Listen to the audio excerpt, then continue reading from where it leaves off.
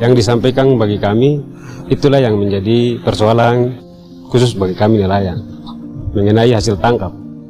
Terima kasih karena bagian ini sudah terpenuhi dari dinas terkait mengenai kostorit, ruang pembeku, dan juga fasilitas penunjang yang lain. Kami sangat berterima kasih sekali buat Bapak Presiden dan juga Dinas Perikanan Pusat dan juga Dinas Perikanan Provinsi dan Kabupaten.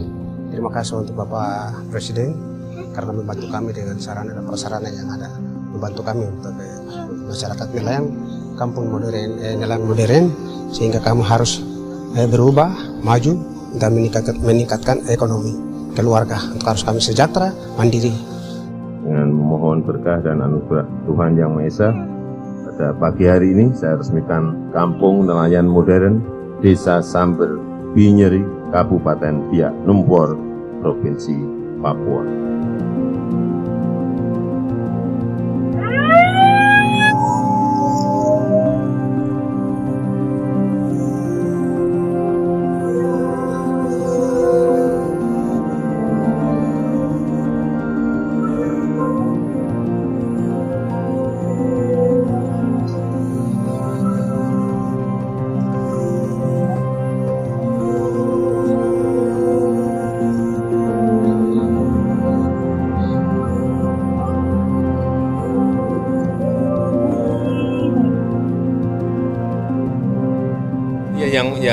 Yang paling penting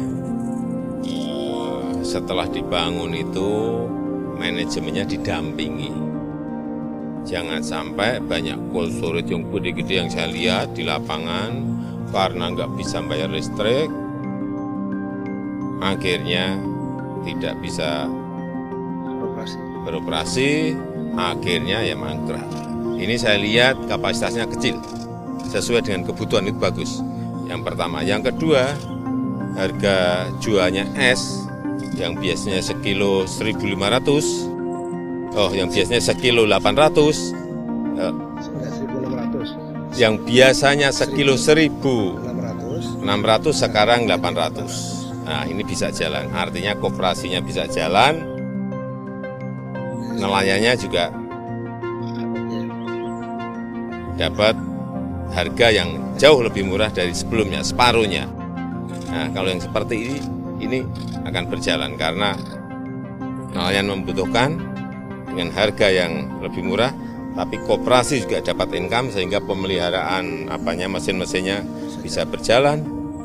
Dua-duanya, nggak usah surut yang gede, nggak usah pabrik es yang gede, secukupnya aja. Tetapi secara bisnis itu dihitung dan bisa berjalan. Saya kira model bisnis seperti ini yang kalau ini jalan baik bisa di-copy, replikasi ke tempat-tempat lain. Bagus. Pak, artinya tidak benar ya Pak kalau ada anggapan dari Paslon yang menganggap bahwa Bapak tidak memperhatikan pembangunan maritim begitu ya Pak ya? Ini sangat pembangunan maritim ini tidak hanya urusan nelayan saja. Karena yang namanya sumber daya alam laut kita ini kan bukan hanya urusan ikan, urusan terumbu karang, urusan biota laut, urusan gas di dalam laut yang di minyak di dalam laut. Saya kira sumber kekayaan alam laut kita kan bukan gede sekali, belum nanti budidaya rumput laut kalau dikembangkan di seluruh pesisir yang kita miliki ini juga sebuah potensi yang besar. Sekali lagi yang diperlukan adalah manajemen lapangan yang memperbaiki skill nelayan untuk misalnya rumput laut, memanage dengan manajemen modern sehingga bisa dalam jumlah besar, sehingga bisa masuk ke supply chain nasional, bisa masuk ke supply chain global. Pak, izin satu lagi di luar info ini boleh ya Pak, tanggapannya tentang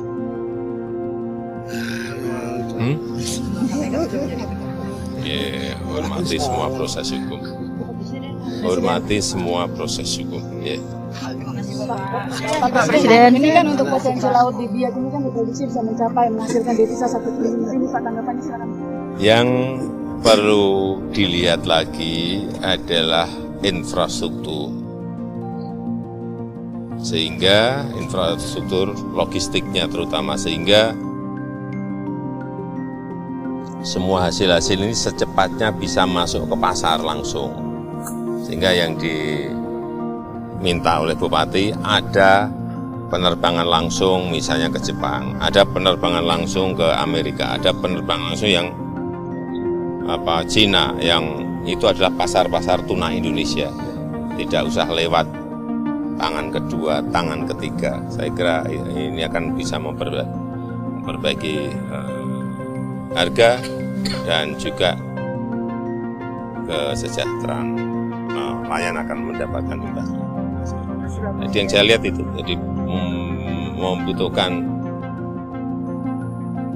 dorongan, dan saya nanti akan sampaikan ke Menteri Perhubungan, Menteri BUMN agar ada penerbangan langsung kargo untuk urusan ikan tuna dalam jumlah sesuai kapasitas yang ada di Biak dan sekitarnya. Ya, terima kasih. Delapan.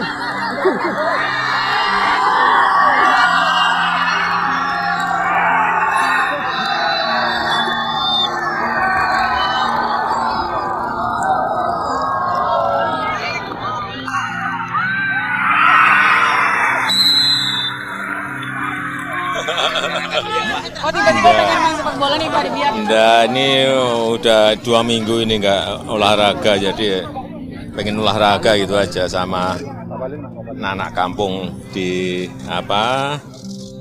di Kabupaten Biak. Dan ya keringet dah keluar semua, tapi capek banget. Lumayan bisa ngegulkan 1. Nah. Pak izin Pak, ini kan sepak bola Indonesia kan tengah makin gemilang lah Pak. Ini kalau lihat tadi Bapak sempat bermain dengan anak-anak, gimana sih Bapak melihat? Ya memang bibit-bibit itu perlu dibangun dari yang paling bawah, usia dini, kemudian ada football academy untuk yang anak-anak dan remaja, sehingga nanti bisa masuk ke U14, masuk ke U17, bisa masuk ke U20 dan seterusnya. Saya kira memang pembinaan itu memang harus dari dasar, dari bawah, untuk memperbaiki skill, memperbaiki fisik, biar tahan main untuk dua ronde plus mungkin tambahannya. Kalau fisiknya memang harus prima main bola itu. Pak izin Pak, ini untuk anak-anak di sini Pak, anak muda di sini Pak, motivasi dong buat mereka. Ya tadi kan main bola tadi memotivasi agar anak-anak yang memiliki skill yang baik itu bisa terdorong, termotivasi dengan baik. Kalau saya arahnya ke sana. Ya, terima kasih. Terima kasih Bapak Presiden. Terima kasih.